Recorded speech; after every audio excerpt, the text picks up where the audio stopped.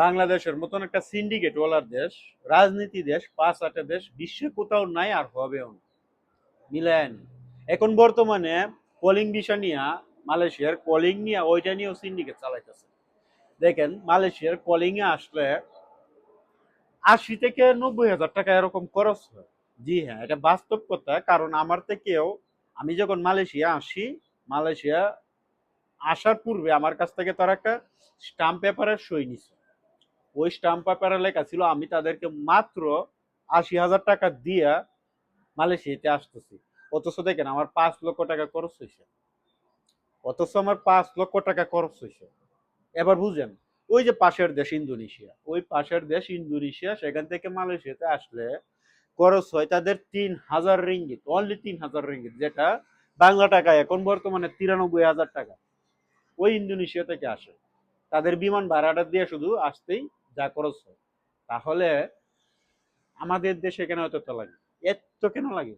এই যে নেপাল, নেপাল নেপাল থেকে আসতেছে এখন বর্তমানে প্রচুর লোক আসছে। আমি এই যে যে বিল্ডিং এ থাকি, এই বিল্ডিং এ প্রচুর পরিমাণে লোক আসছে এই দেশের ভিলায়, নেপাল থেকে অনেক মেয়ে আসছে।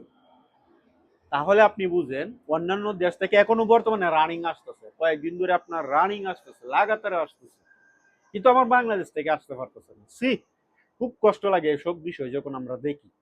খুব কষ্ট লাগে, আমাদের কষ্ট লাগে, আমাদের প্রবাসীদের কষ্ট লাগে এইসব বিষয় দেখে। সত্য কথা।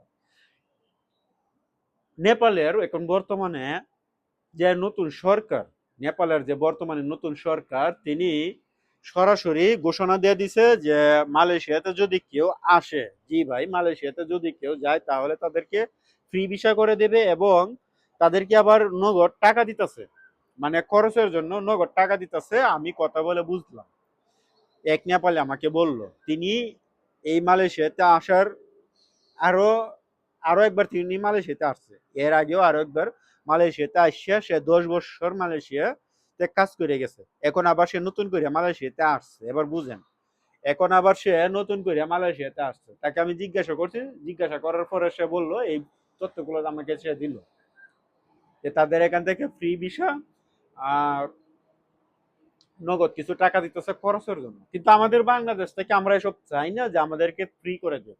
আমরা জানি এখন বর্তমানে যিনি সরকার তিনি এখন ঋণগ্রস্ত, একটু ঋণের দিকে আছে।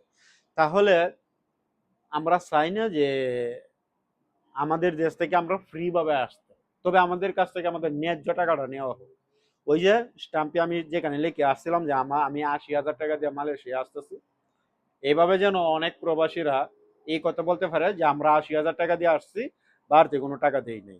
সিন্ডিকেটের জন্য যারা খাইবে, একটা সিন্ডিকেট করে আগেই, এই সিন্ডিকেটের লেগে মালয়েশিয়াতে এখনো আপনার মানে লোক আসতে পারে না, শুধু এই সিন্ডিকেটের জন্য। কে কত খাইবে, কে কত ইয়ে করবে। আপনি হয়তো ভাববেন যে আপনার এলাকার যে দালাল, সে হয়তো এই 4 লক্ষ 5 লক্ষ টাকা ব্যাগটা আপনি তাকে দিয়ে দিতেছেন, সে আবার নিয়ে এজেন্টে দিবে।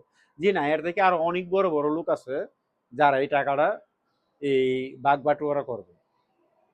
দালালের সর্বোচ্চ প্রায় 20 থেকে 30 হাজার টাকা একটা লোক মালয়েশিয়াতে নিয়ে আসার পর, হ্যাঁ হয়তো একটু বেশি পাইতারে, নয়তো একটু কম পাইতারে মালয়েশিয়াতে একটা লোক পাঠানোর পরে, কিন্তু তার থেকেও আরো বেশি লোক পায় ওই সিন্ডিকেট ওয়ালারা। কেন, বিদেশে লোক আসলে কি বাংলাদেশের কোনো দিক দিয়ে লস হয় না ক্ষতি হয়? আমার কথাটা এটা। বিদেশে লোক পাঠালে কি দেশের কোনো দিক দিয়ে ক্ষতি হয়? আরে ভাই, শ্রীলঙ্কা একটা দেশ দেউলিয়া হয়ে গেছিল, ওই শ্রীলঙ্কাকে আপনার দেউলিয়া মুক্ত করছে প্রবাসীরা। জি, আর আমাদের দেশের প্রবাসীদের টাকা খায় চুরেরা, প্রবাসীদের টাকা খায়াও তাদের মানে একটু ইয়ে করে না, তাদেরকে একটু সহায়তা করে না। এই সৌদি কিছুদিন আগে লোক আটক হয়েছে, দূতাবাসের লোক গিয়াও তাদেরকে সারানোর কোনো বন্দোবস্ত করে নাই, শুধু দেখা সাক্ষাৎ করে আসছে। অথচ এখনো যারা এই সৌদিতে আটকা ছিল, ওই লোকগুলাই বলতেছে যে দূতাবাসের লোকেরা আমাদেরকে আসিয়া কোনোভাবে হেল্প করে না।